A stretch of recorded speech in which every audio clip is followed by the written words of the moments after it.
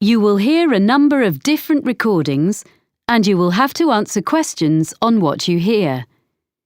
There will be time for you to read the instructions and questions and you will have a chance to check your work. All the recordings will be played once only. The test is in 4 sections. At the end of the test, you will be given 10 minutes to transfer your answers to an answer sheet. Now turn to section 1. You will hear a man talking to a woman about hiring a car. First, you have some time to look at questions 1 to 5.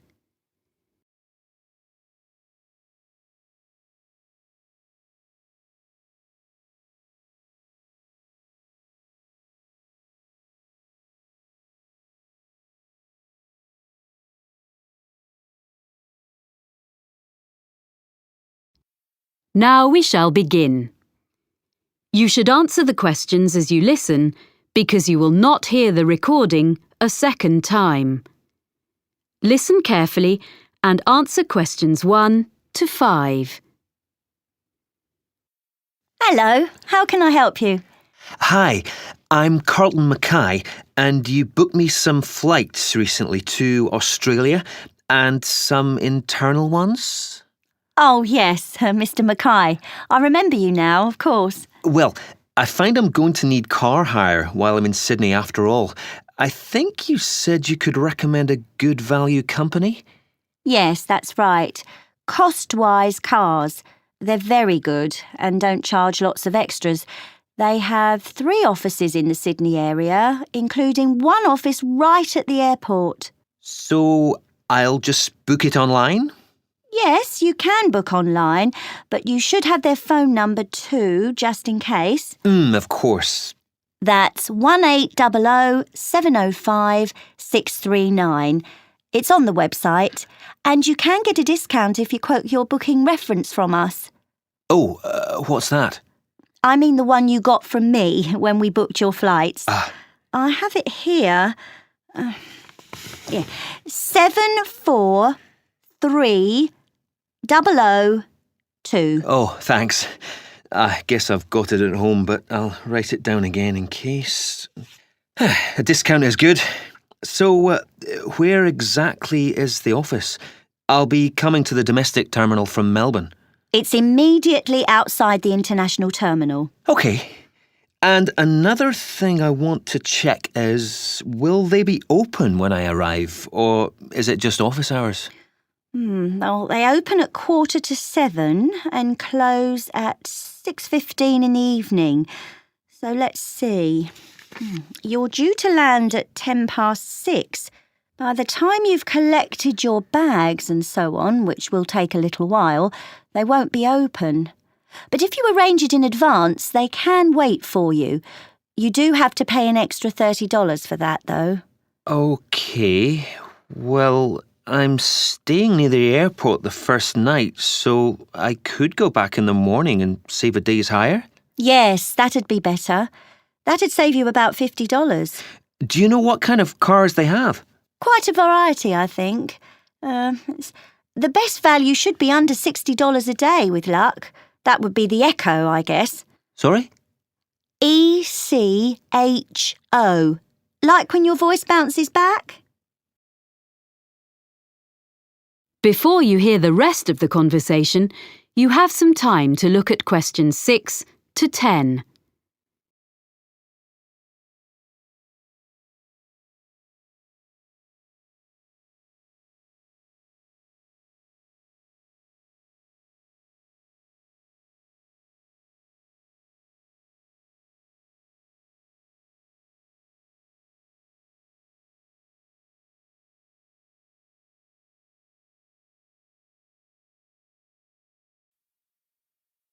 Now listen and answer questions 6 to 10.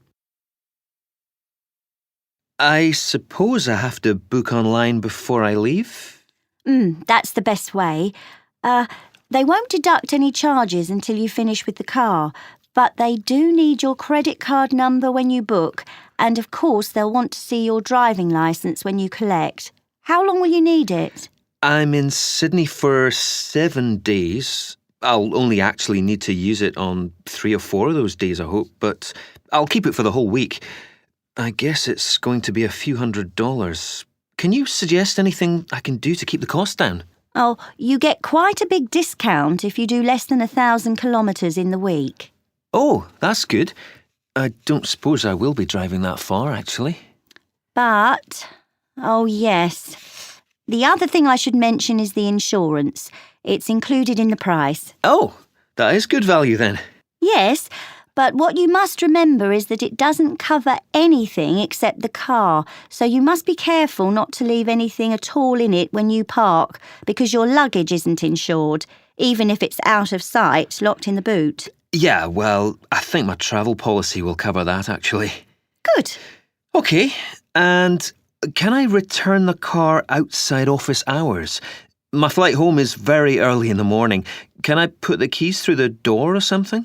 There's a secure box just outside the office on the pavement. You just drop the keys in there. Oh, good. And one other thing, you should remember to buy petrol before you leave it. If you don't drop the car back with a full tank, you get charged to fill it. I recommend you go to a supermarket before you go out to the airport. Thanks for the tip. Not at all. Do call in again if there's anything else I can help with. I will. Many thanks. That is the end of section 1. You now have half a minute to check your answers.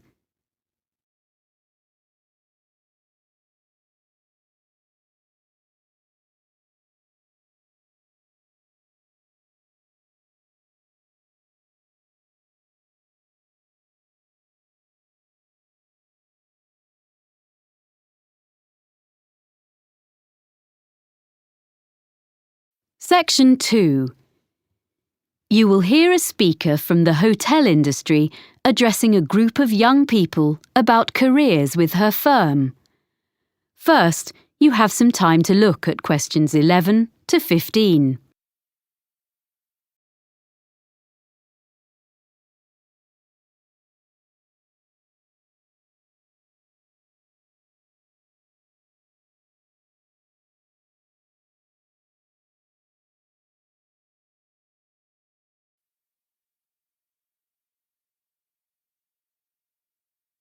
Now listen carefully and answer questions 11 to 15. Good morning. It's a great pleasure to be here in London and to see so many people interested in working in hotels. We, in the International Finest Group of Hotels, are very proud of our business, and we are always on the lookout for quality recruits in every department. Now, I'm going to outline some of the areas of work where we are currently recruiting and the essential skills or qualifications for them. Then I'll run through our recruitment procedure, OK? At the moment, we're looking for a number of people for administrative posts in different parts of the world and also some roles which involve a lot of travelling. One of our main business streams is hosting special events for other businesses. If you have good communication and organisational skills, with a good level of fluency in at least one European and one non-European language, I'd suggest you think about becoming part of the team which sets up these events for all our centres. This would mean being based full-time in our London office. The work ranges from setting up small meetings a few days ahead to organising international conferences 2 years in advance, so there's plenty of variety. Some of the conferences we run have as many as 1,000 delegates, so it's quite challenging. Then there are some posts available for professionals in the catering field. Chefs we can find. It seems this is a popular career choice in many parts of the world, as in the UK these days, in spite of the exacting standards. But people to manage catering departments need more than a love of producing quality food. We're after really energetic and totally efficient young managers who already have the relevant business qualifications, no training on the job here, and they must share the team's determination to make everything run smoothly at any time of the day or night. Or if you are the type of person who enjoys a challenge, what about becoming one of our relief housekeepers? You'll be a good people person, well-organised and supremely flexible. As well as covering UK holidays, maternity and paternity leave, there will be times when you have to fill a key post when someone's sick, which could be anywhere in our European, Middle Eastern or Far Eastern hotels, so you must be prepared to hop on a plane at 5 minutes' notice. The International Finest brand name attracts visitors from all over the world and on all kinds of business and leisure trips. Our swimming pools and gyms need to be run by people with the highest standards of customer service. You don't have to be a great athlete, but smart appearance and a pleasant manner are necessary. A diploma in sports science would be the minimum requirement here. Lastly, I'd just like to mention that the main London office has another vacancy. Most bookings come online, especially from the Far East, for people coming to Europe. If you have fluency and some keyboard skills in, for example, Spanish or any Far Eastern languages, either having taken a degree or preferably from having lived and worked overseas, you might be just the person we're looking for to deal with email bookings and queries in the office here. A flexible attitude to working hours is also important, as you may have to come in outside normal office hours. Before you hear the rest of the talk, you have some time to look at questions 16 to 20.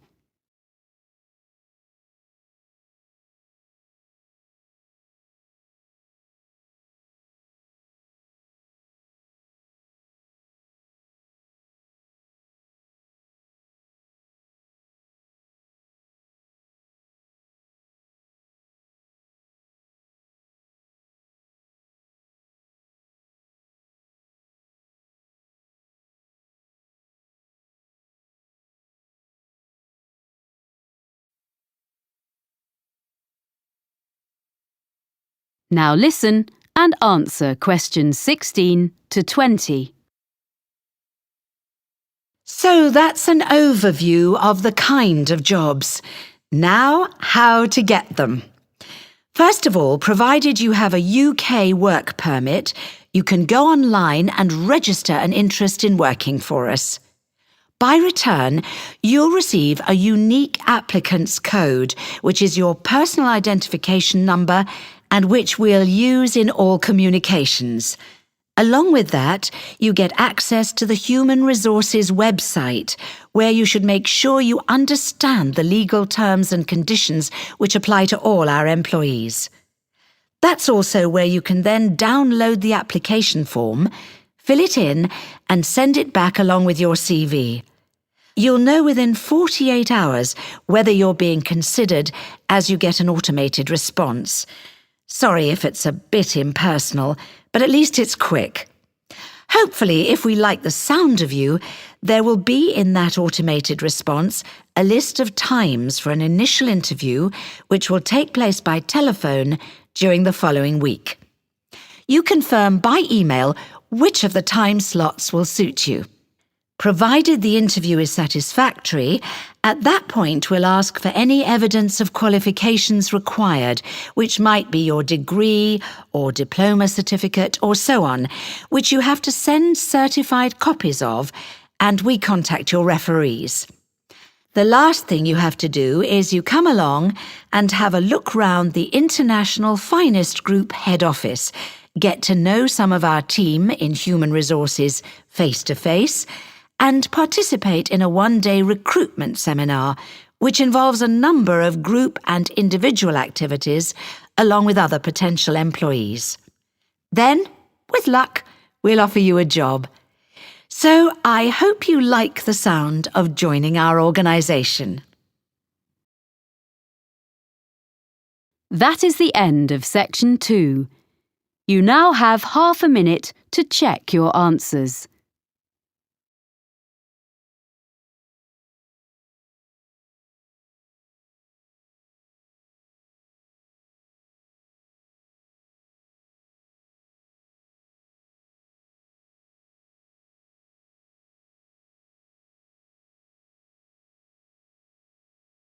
Section 3. You will hear a student of landscape architecture discussing a project with his tutor. First, you have some time to look at questions 21 to 24.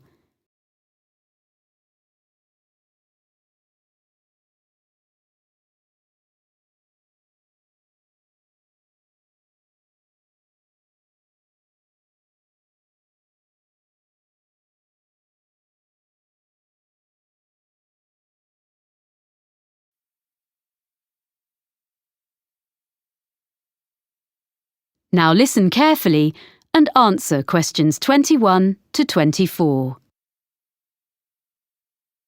So, let's hear what you're doing for your next project. I've decided to design a roof garden for a supermarket. I've been looking at some on the web, and I think that a garden on top of a building is the up-and-coming thing. Okay. So you've done a bit of reading already? Mm-hmm. What benefits would there be for the client?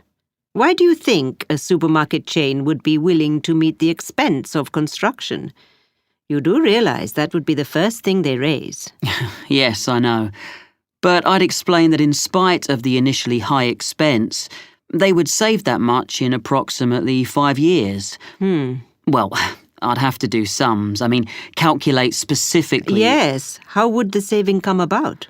Mainly through lower heating and aircon bills. The extra insulation offered by having a layer of living plants in the soil would make a huge difference. Okay. But they might feel the expense of maintenance would be an issue. After all, supermarkets don't normally employ gardeners. What I thought was, if they made it a community garden rather than a simple low-maintenance green roof. So there'd be public access. Oh, yes. Then there'd be a sense of ownership in the local community, and people could take responsibility for it instead of the supermarket paying a commercial company, and it'll really boost their public relations. That's a good point. And have you been looking into how roof gardens are built nowadays? I'm still exploring that. But if I take advantage of the latest technologies for roof gardens, it shouldn't be too difficult. But in any case, you have to use lightweight materials. But that's a matter of making the right choices. You can even use quite traditional ones, such as wood, for the planting areas. Yes, that's what I thought. It'll look good and it isn't too heavy. But for the basic construction, the issue you have to address first is the material used between the building and the garden. You mean the barrier fabric, which ensures there's no chance of rainwater leaking down into the building? Yes. Nowadays that is very good and quite easily sourced. Then, on the other hand, there's the business of water within the roof garden itself. You mean drainage? That's an important feature of the construction in any roof design. Yes, but I think most drainage issues have been well understood for quite a long time. Okay. But another thing is with plants in an exposed situation, you usually need to find ways to optimize rainfall. Yes, because rainwater is best for the garden, if you can store it for when it's needed. What I've been looking at are some buildings which use fairly conventional storage tanks, the kind that have been in use for decades, but have them linked to modern automatic watering systems. Sounds complicated. It's less so in practice than it sounds, I think. I've been researching them, and actually the latest ones definitely work very well, and they can be electronically regulated to suit the local microclimate. That sounds interesting. You seem to have been doing some thorough research. Make sure you reference all your sources when you write it up. Yes, sure. There's one more aspect I'd just like to run past you if there's time. I want to include a light feature in the design. Of course. I've got a sketch here. Let's have a look then.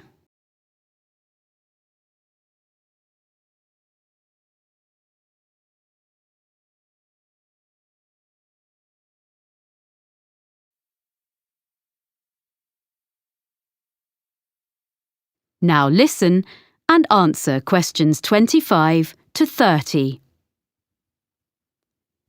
Well, I was really impressed by something I saw on a roof in Cornwall, and I'd like to design something similar. You have an area of planting, and I'm thinking of installing this lighting in an area filled with low-growing evergreen shrubs. You'd have to have lights and things well away from anywhere children might be. But I can see this could be very effective, if a bit complicated. How would it work? On this drawing, this is a section view. You have this low wall on the right. Yes, that's it. This is just one element, and these areas would be repeated all round the planted area. I think this will probably be a wooden wall using reclaimed timbers with an angled ceramic top surface. Perhaps even ridge tiles, like they use on roofs? Ah, yes. That'd be just the sort of thing. And that'd make it weatherproof. And then the heavy-duty electric wiring comes up through the floor just outside the planted area and into the wall. Then it's brought through to a projector low in the side of the wall, and that sends a beam of light along the fibre optic cable. So there's no electricity in the actual lights. The fibre optic goes across the surface of the soil in the planting area. Yes, that's the beauty of it. The shrubs will soon grow to cover it up, of course. And then the cable goes past a wooden post, which is between the shrubs and can be a support for them as they grow bigger, and then runs up into each element of the installation. So the light beam is carried up to the top of each element and illuminates a kind of conical glass cap? I see. Is that the bit which would glow in the dark? Yes. And what's the cap supported on? Is it a wall? No, it's a slender acrylic rod, like the stem of a flower or mushroom, which the cable runs up inside of. Well, I'll be interested to see the final drawings. Oh, thank you. I'm looking forward to putting it all together. That is the end of section 3. You now have half a minute to check your answers.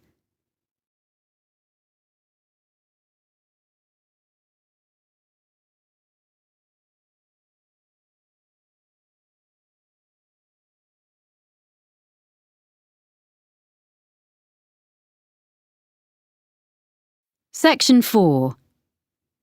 You will hear a geography student giving a presentation about sand to fellow students.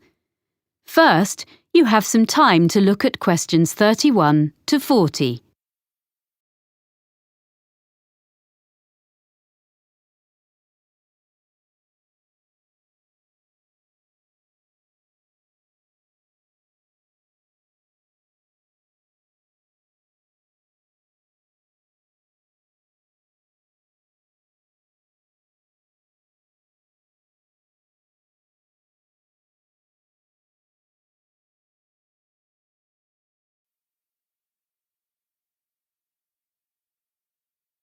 Now listen carefully and answer questions 31 to 40. First, I would like to tell you how the Argus computerized photography system has helped marine researchers. Then I shall talk a bit about sand collecting. Well, Argus is the system Dr. Rob Holman developed when he was working at a research pier on the coast of North Carolina about 20 years ago. This pier stretches out over the water, and it's the longest research pier in the world, with an observation tower on the end of it. The researchers there make precise measurements of how the sand moves about under the waves. This research is critical to the study of beach erosion in places where the coastline is being worn away. The Argus system helps to solve the difficulties encountered by these researchers. The system correlates the data from under the water with what Dr. Holman gets from his fixed camera, which is mounted above the water on the pier and uses time-lapse photography. Some of Dr. Holman's results have changed the way people understand how sand moves. To quote S. Jeffries Williams, a coastal geologist with the United States Geological Survey, The system is a critical piece of new technology, and the Argus system allows us to quantify and document visually the changes to the coast on a variety of different time frames. A lot of these take place when there is a storm, or at other times when it is difficult to have people out on the beach making observations and taking measurements. Up to now, Argus installations have been installed in places in Oregon, California, Hawaii, England, the Netherlands, Australia, New Zealand, Spain, Italy, and Brazil, as well as in North Carolina. Now, I'd like to introduce Dr. Holman's sand collection. He started collecting sand in the 1980s, and he still collects it now, even though he has around 1,000 samples.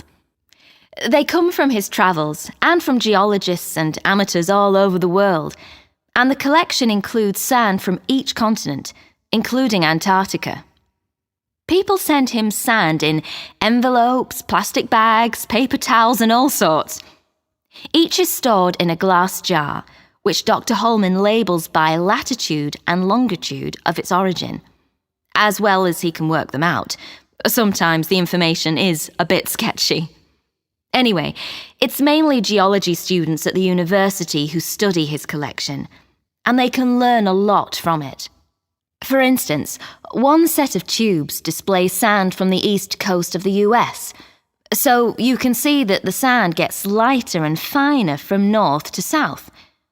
By the time a grain of sand eventually washes up on a beach in Florida, at the southern end of that journey, it has been battered by waves for a long time, so the grains are fine and rounded, because most of the time sand is not stationary on the beach.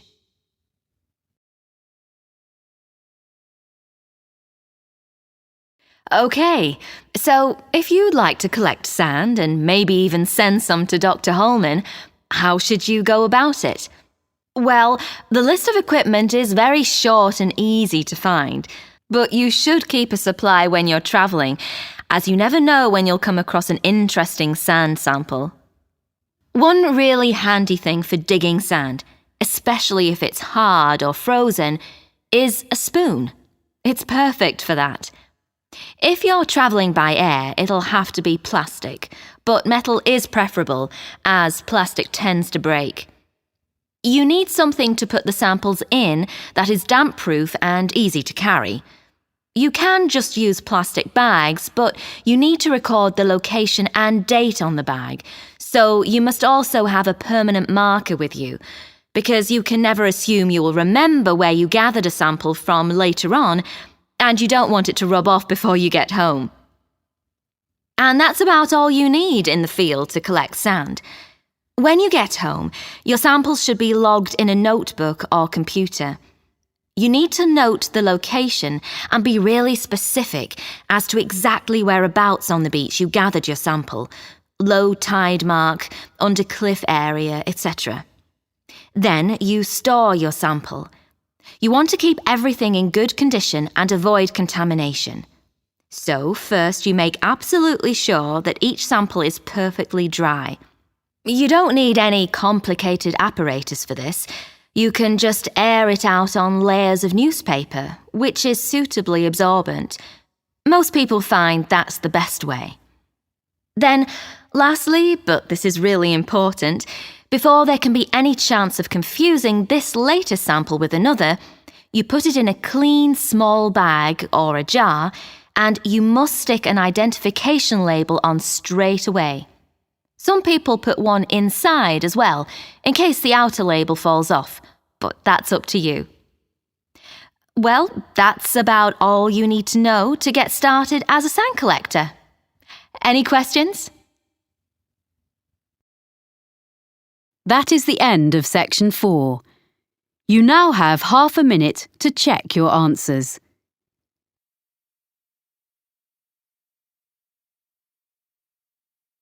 That is the end of the listening test. In the IELTS test, you would now have 10 minutes to transfer your answers to the listening answer sheet.